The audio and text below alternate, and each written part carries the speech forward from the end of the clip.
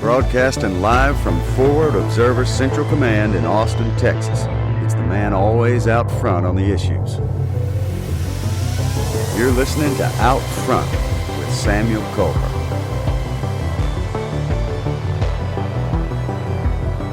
Hello and good afternoon.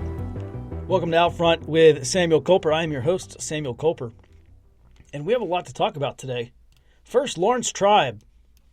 I think he's the Harvard law professor.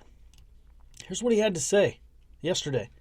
Quote, in 100 days, we're likely to confront a debacle that makes those of 1876 and 2000 seem minor by comparison. The period from November 3rd, 2020 to January 20, 2021 is all but certain to be contentious and chaotic and could well be catastrophic. We need to get ready, end quote. Now, normally I think there's a lot of bloviating, and I see these headlines all the time that such and such could be catastrophic. In this case, Lawrence Tribe is right. And Lawrence Tribe, yes, he is a Harvard law professor. He's also a big lefty. But he is absolutely right. This was my concern back in 2016, that we would have a failed or contested election. It was contested, but it was contested after President Trump won. And 2020, this November, I've said this for, look, the 2000 election wasn't decided till almost mid-December. In a similar scenario today, we could have a lot of disruption. A lot of disruption in that month between Election Day and whatever mid-December day the election results might be announced. But speaking of disruption, let's see, where was it? Some people in Portland got lit. A guy in Austin got lit up. There was anarchist violence in at least 5 cities. If you count this, I wouldn't even call it a gunfight. But on Saturday night, I was watching a live stream from a guy who was attending the protests, the Black Lives Matter march downtown. And let me just say, okay, so as I understand it, first of all, you watch that video and the gunshots are unmistakable. There were 5 gunshots, followed by a matter of seconds later, 3 gunshots. And you can tell, well, first, here's the thing. First of all, listening to gunshots, you sometimes can have this thing called the Doppler effect, especially when people are moving around. You get, in an urban area, you might get that sound bouncing off of things. But this video is actually pretty clear. There's 5 shots followed by 3 shots. And apparently this guy named Garrett Foster, 27, 28 years old, did not fire his AK pattern rifle.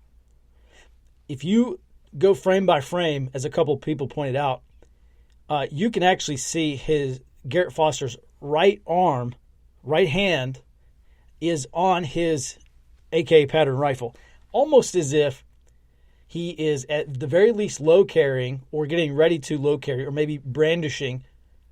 And right now, I think the key assumption is that, first of all, Austin Police Department came out and said he did not fire his rifle. I'm still seeing tons of stuff on Facebook about him firing first. According to APD, he did not fire his rifle, but he may have brandished it or pointed it at this individual who was in this vehicle. And then the guy driving that vehicle was stopped by the protesters. He's driving down the road, trying to make his way through the protesters. By the way, he did not slam his vehicle into the protesters. That much is clear. You can watch the video and tell that. But of course, that doesn't stop all the headlines from saying, oh, this guy tried to run over a bunch of protesters, and then he shot somebody because he hates people. He hates BLM. All right, that's a story that you get from reading the headlines in some of these articles. Not actually what happened. The thing, I saw an interesting exchange. So I think, before I get to that text message thing. So the driver of this vehicle, he stopped. He's trying to take a right-hand turn. He can't because there's protesters. Apparently, Garrett Foster may have brandished or pointed his rifle at the driver. The driver from inside the vehicle shoots Garrett Foster 5 times, or he at least fires 5 rounds. How many of them, I don't know, go into Garrett Foster. Witnesses say they look over and they see Garrett Foster laying on the ground in the fetal position with blood pooling around him. And then apparently someone in the crowd, as the driver drives off and tries to get out of that situation, someone fires 3 times at his vehicle. And a series of messages that I saw from a witness said as much. Basically, the guy that shot those 3 rounds at the driver as he was driving away said, "I tried to stop the driver. Basically, I was shooting at the car, trying to kill the guy who was driving the vehicle." And he said, I tried to stop the driver and I couldn't. Now, I can't verify that message, that those text messages or those online messages are real, but that was going around last night. So at any rate, pretty crazy situation. The kid was actually, Garrett Foster was actually he was an Air Force vet. Well, there's a picture of him probably at Lackland, maybe upon his graduation from Air Force basic training. I guess the kid was a veteran. And then he was also a member of the Libertarian Party. And so, of course, Joe Jorgensen and Spike Lee, no, not Spike Lee, Spike Cohen, who's the vice presidential Libertarian guy, they both put out statements and, whatever they were saying, whatever political thing they were saying. So at any rate, that's what happened. Pretty exciting Saturday night, honestly. Trying to put this together and hopping on social media. I was just about to go to sleep too, but hopped on social media and started tracking all the, the names and the keywords and the hashtags and all that stuff. Trying to put this all this stuff together. Moving on. I tell you, there's still a lot of not verified. There's still a lot of blue check mark accounts on Twitter. These verified Twitter accounts who are saying, it's kind of an ominous warning. Amy Siskind, on July the 24th, I don't even know who this lady is, but she is apparently important because she has a blue check mark next to her name. Having a blue check mark on Twitter pretty much guarantees that if you're a leftist, you can say whatever you want on Twitter. You're not going to get kicked off. If you don't have a blue check mark, then you may be kicked off of Twitter for the slightest offense. Okay, she's an activist and writer. Okay, so she's a nobody. Here's what she had to say, though. Quote, "It would be helpful if we could start to identify these stormtroopers." She's talking about the federal law enforcement in Portland and elsewhere. "It would be helpful if we could start to identify these stormtroopers. This monster has a mother, maybe a wife and family. They should be publicly named and, of course, held accountable when this reign of terror is over." End quote. So she wants the Nuremberg trials going on for federal law enforcement trying to stop anarchists from burning down a federal courthouse in Portland. And I've seen a lot of this. There have even been Democrat politicians, members of the House and Senate, who have effectively come out and said, once Trump is gone from office, we need to prosecute him. He needs to go to jail. He needs to go underneath the jail. He doesn't need to go to prison. He needs to go underneath it. And there's a lot of this sentiment on the left, like, we're going to pursue these people to the end. Like, some of these Trump administration officials are going to have to escape to Argentina to get out of what these Democrats want to do to them. That, at least according to Democrats, what Democrats have said they want to do, prosecute all these folks and put them in jail for who knows what crimes they've committed. They'll make something up. This is like reminiscent of like the French Revolution or something. And I think there's a case. I think my baseline expectation, I actually wrote in this blog post in the email today, the my baseline expectation is that these insurgencies in Portland and some other places, they're going to be blown wide open if President Trump gets reelected. I think that's a safe assumption. If Biden gets elected, I think there's still going to be civil unrest. You have these leftists who say, they spray painted at the Battle of Berkeley. I think it was the Battle of Berkeley back in 2017. They spray painted on this wall. They said, something like "liberals get the bullet too," or something like that. And then you have, you have these leftists showing up at these protests, and they bring guillotines and stuff with them, guillotines, and they did that out at. I think they did some protest out at one of the houses of Jeff Bezos, and they had his picture up on a guillotine out there. Amy Siskin talks about the reign of terror, but if Democrats were to get their way, they would be in control of the reign of terror. And you had this former New Hampshire governor and I guess he was a senator from New Hampshire too. Let me bring this up real quick. This actually went out in today's early warning report. By the way, if you don't get my daily early warning report, head over to forwardobserver.com/subscribe. And you should join it because we put out a ton of good stuff, a ton of great information that does not even... Basically what makes it on this show is the cutting room floor, and the early warning is really where it's at. But yeah, former New Hampshire Governor and Senator Judd Gregg warned that Joe Biden administration would pursue essentially an uncontested single-party rule. Judd Gregg said that, let's see, where's this quote? He says the Democrats are gunning for, quote, where one party controls all the machinery of government and is able to assert its way unilaterally. He goes in and explains why that's the case. I jump in and expound upon what Judd Gregg said, and they are. The Cook political report came out on Friday and said that not only is Joe Biden ahead in the polls to win the White House, they think that the Democrats could take the Senate, and that's long been an area of concern for Senate Republicans. Senate Majority Leader Mitch McConnell has been warning about that. He says, look, this is a challenge. This is going to be a dogfight, knockdown, drag-out fight to keep majority control of the Senate. Democrats, I think they're like 3 seats away from tying, 4 seats from taking the majority.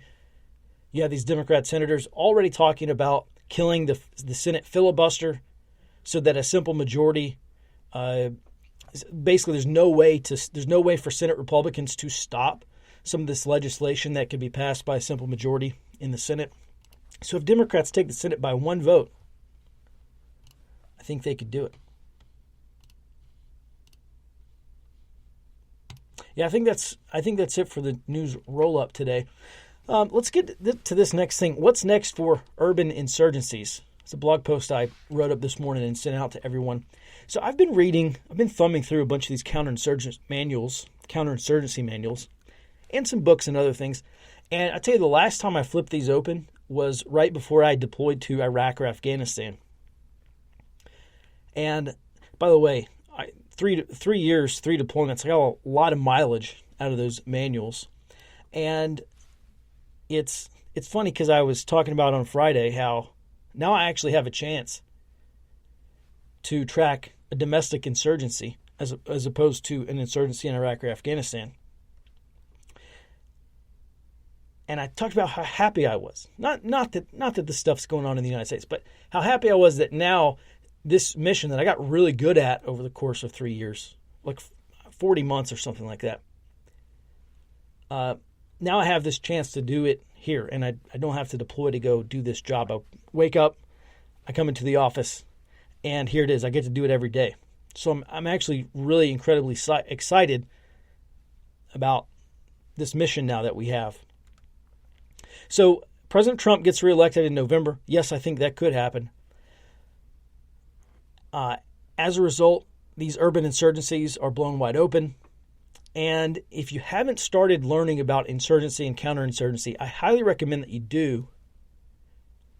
Or if you know about it, keep learning about it, because this is going to be the future for the next 4 years at least if President Trump wins. And it might even be the future if Joe Biden wins. So the anarchists, just like with every conflict, very little is super cut and dry or white and black. But in general, the insurgents are the anarchists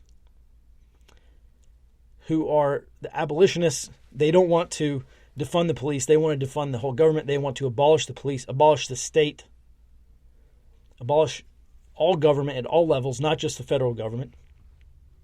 And then you have the counterinsurgents, which right now may be the federal government. I've been talking about how I haven't seen a lot of the things that are typically associated with counterinsurgency, other than law enforcement. I haven't been seeing a lot of strategic messaging. And maybe it's just the case that the administration is not doing it very well.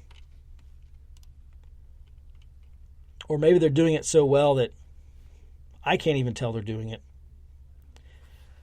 But I don't think we've seen the full brunt of a counterinsurgency campaign, at least not yet. So I've been reading. This book is incredibly dense. I just finished like the second chapter. But I've been taking a lot of notes and doing a lot of underlining and stuff. But there's a great book. It's by David Galula called Counterinsurgency Warfare. I read it for the first time several years ago. It really deserves to be read at least 2 or 3, maybe 4 times. Because each time you read it, I think you take away a little bit more from the book. And somewhere in chapter 2, David Galula outlines 6 strengths and weaknesses that determine the potential for a successful counterinsurgency campaign. There's 6 things, and I'm going to go over them right now, along with my thoughts on how these 6 things apply to today's insurgencies.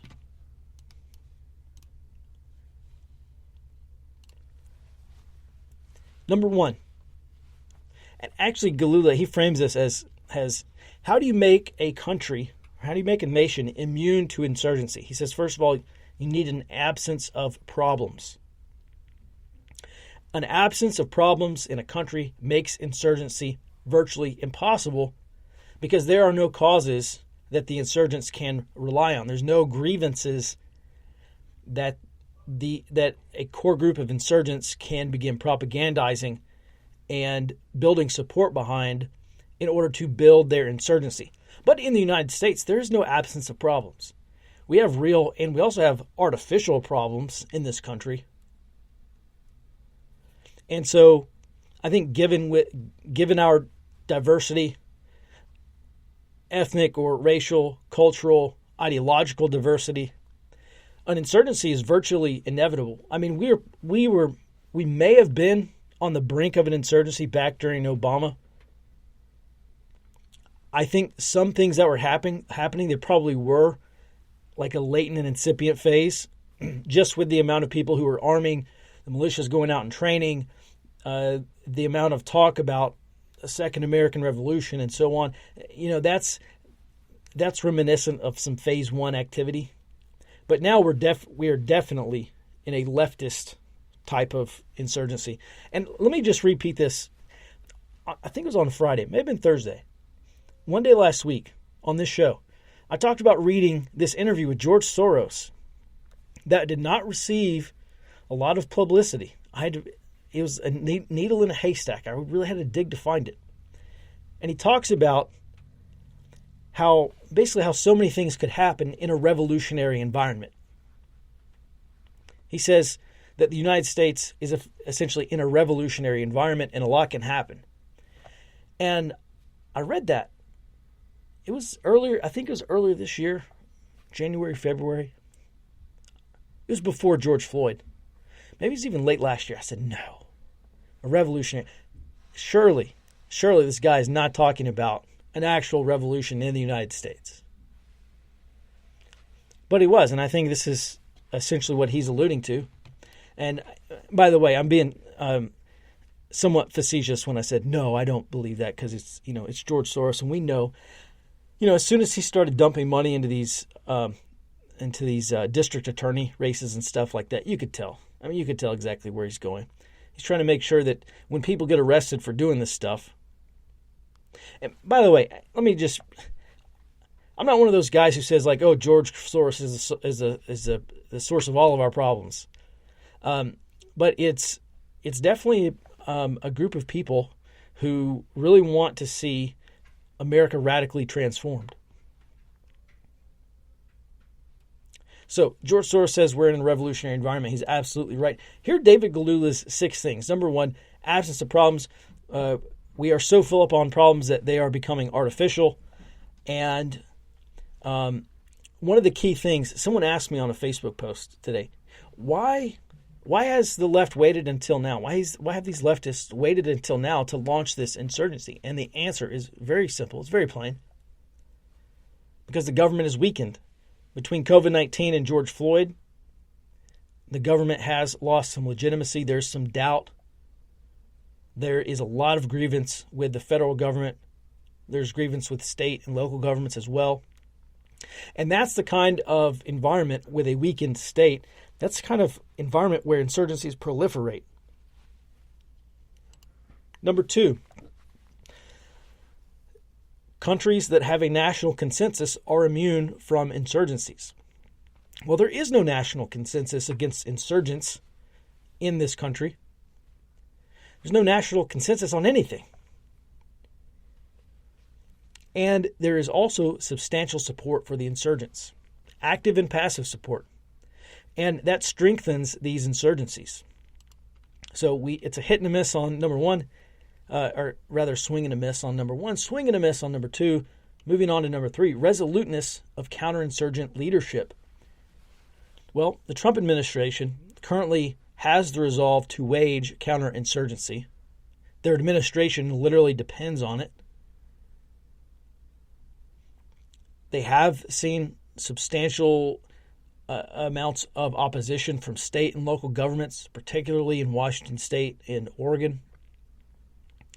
And so you look at the insurgents and what they're going to, basically the next chapter. I think the next chapter could be terrorism, but certainly in the parallel war, their political and social efforts are going to be focused on degrading the administration's capacity to execute a counterinsurgency campaign. That's going to happen inside of government. It's going to happen socially. It's going to happen through the media and pop culture. And if President Trump does get reelected, okay, this is the difference between direct and indirect application of force, or direct and indirect strategies, right? In that video series that I made last year on understanding Civil War II, I have a whole video that's dedicated to guerrilla warfare. And I basically state the case, look, in guerrilla warfare, yes, there is some force on force, but it may be limited. What you actually want to do is hit the soft points, cut your adversary's line of communications, cut their line of supplies. In guerrilla warfare, you're not trying to kill as many opponents as you can. You're trying to stop their ability to project their own force against you. That's why in the Civil War you had all those cavalry raids on supply lines and, clipping all these, clipping the wires of their telegraphs and stuff. You want to degrade their ability to fight a war. And we've seen the Democrats do this masterfully, beautifully, as President Trump would say. The Democrats have done this very well because not only are they staying competitive, competing in these election races, they're also changing the electorate. That is the indirect approach to winning a political race. It's not just trying to get more votes than your opponent. You're creating more votes for yourself than your opponent, or you're outnumbering the total amount of votes that your opponent has. There could be 100% Republican voter turnout, and yet Democrats could still win elections because they're creating more voters. That is the indirect path to winning. And now we're seeing this over here too. So the indirect path to winning would be to neuter the Trump administration's ability to wage a counterinsurgency or to carry out a counterinsurgency campaign in these areas. And so if President Trump does get reelected, I don't know exactly how this is going to happen. I think there's a number of ways that they could do this. there are a number of ways that I would bet on them doing that. But I haven't seen a lot of indications, or planning about how they're going to do that. I think the activism against ICE has been pretty good. They've gone in and these political or these social groups, charity groups, and humanitarian aid groups, and all this other stuff. They've gone into these areas, these Hispanic communities, and they've told them, hey, if ICE comes to the door, you don't have to answer. Tell them to go away. Don't talk to them. Don't let them in your home. If they do arrest you, here's the number for the attorneys. Call these people, and so that's one way that these groups have tried to counter law enforcement carried out by ICE. And of course, there's been lots of activism, and they shut down they tried to block. Actually, in a lot of cases, they were actually successful in blocking ICE employees from even being able to turn into and park into the parking lot when they went to work in the morning. And so I think that's a really good example of some of the ways that the left will try to disrupt or to degrade the law enforcement's ability or Trump administration's ability to carry out counterinsurgency. I think that's a good example, but it's only a starting point. If the Trump administration tries to institute some whole-of-government approach, the problem is that there's enough, and I say deep state, and I said this last week, not that there's like some little gremlins controlling the deep state, right? The deep state is just a bunch of people who say, we don't like the Trump administration, we don't like what they're doing, and we're going to shuffle our feet as much as possible. And I don't think it's a conspiracy. I think these people are fairly, it's not like they have to hide. They let a piece of paper sit on their desk for 6 months. They keep rescheduling meetings, and these meetings never happen to enact these Trump administration policies. And I think that's one way in which the deep state works.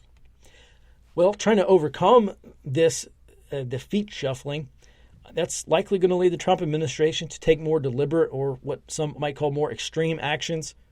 More and more people are going to accuse the administration of fascism. You can't do that. That's fascism. And they're going to use that and propagandize that to build up popular support against the Trump administration and this counterinsurgency.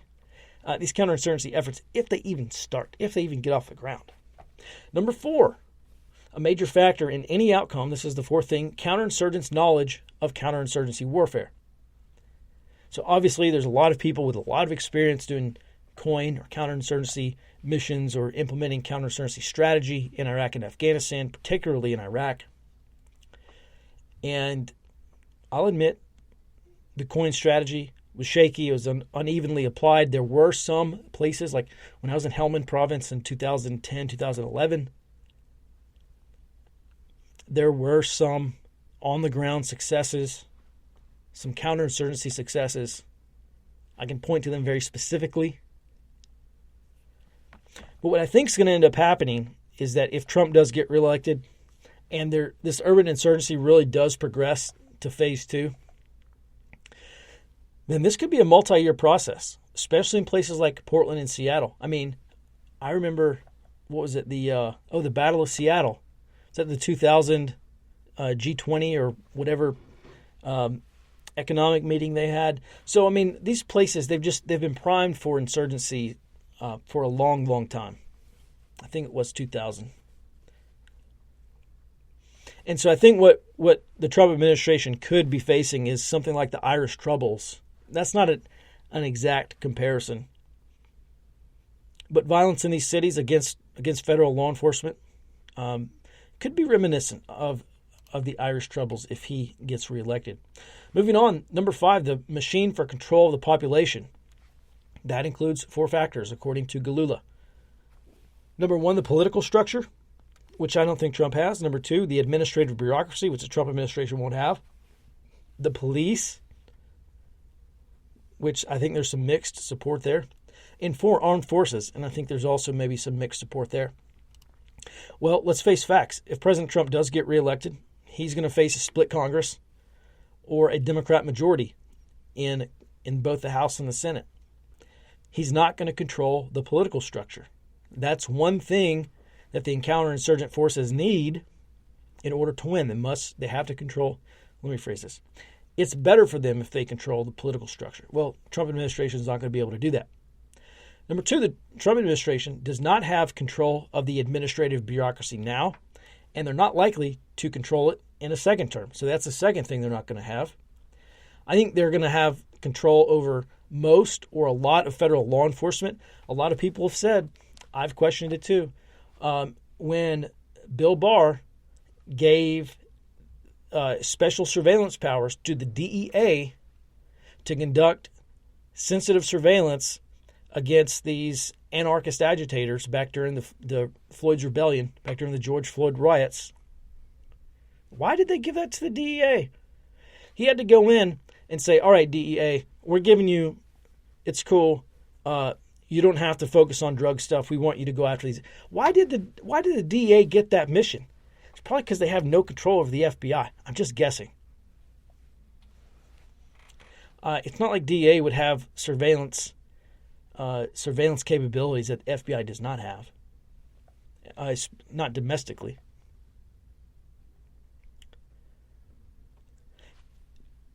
Maybe they're concerned about leaks within the FBI. I think that's a fair assumption. You know, maybe they were concerned that they may not have total control over what happens. Maybe there would be a lot of pushback. I don't know. I got an email from a former DEA guy right after I sent this email out, and he disagreed with me. And he said, "I don't think Trump's going to have control of law enforcement. Of federal law enforcement. You know, why is Bortak going up to Portland to protect federal buildings? Maybe the FBI is all tapped out. I don't know. I don't have that level of access to the inner workings of federal law enforcement. My key assumption right now, I could be wrong, but my key assumption is just because the Trump administration does not have the loyalty of a lot of these people in federal law enforcement. I do think that they're going to have some level of influence, especially in red states, over state and local law enforcement. And that's certainly going to be less the case in areas where there's political support for the insurgencies. Control of the police,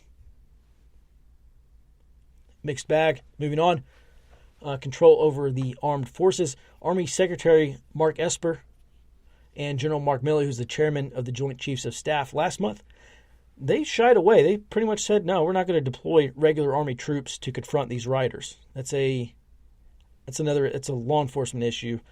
We're not going to allow regular Army to go in and do that. Well, Esper and Milley, they could be replaced with some military officials who would do that. But if there's a Democrat majority in the House and Senate, especially in the House, Congress, their ability to impede some of these military activities, especially inside the United States, does cast doubt on how effective the use of the armed forces would be in these types of scenarios. It also shows that President Trump, the Trump administration, may have some substantial challenges in controlling armed force, the military, if they are going to be applied in this counterinsurgency effort. And finally, the sixth and final factor is geographic conditions. Galula writes that the perfect geography for an insurgency is a mountainous jungle. We're dealing with a concrete jungle here. These insurgencies are urban. They're going to occur primarily in urban areas in these big leftist strongholds like Seattle and Portland. And I think that inside these cities, I think the people at the core of these insurrections inside these cities, I think they do want to trigger a national insurgency. And that may end up happening if President Trump gets reelected in November or December or whenever. One of the most important things we learned about fighting against urban insurgents, particularly in Iraq, is that a counterinsurgency effort can be incredibly disruptive to the city. It was kill-culling It was David Kilcullen who said, you have to kill a city in order to save it. And that's when they started T-walling off sections of Baghdad and screening all the vehicles that came in and out of there, checking IDs, making sure that these vehicles weren't bringing contraband into the cities. And basically you choke, according to Kilcullen, you start to choke that city off. You choke the insurgency off from the city by allowing who comes in and out of there, and eventually you clear the entire city of insurgents. It's a very painful process. Or you either clear the insurgents from the city, or you clear the ability for the insurgents to have access to munitions and firearms and the things that they need to carry out insurgent violence in the city. And you finally just choke it off, and it's incredibly painful for a city. It's very disruptive. I don't know that would actually happen in the United States.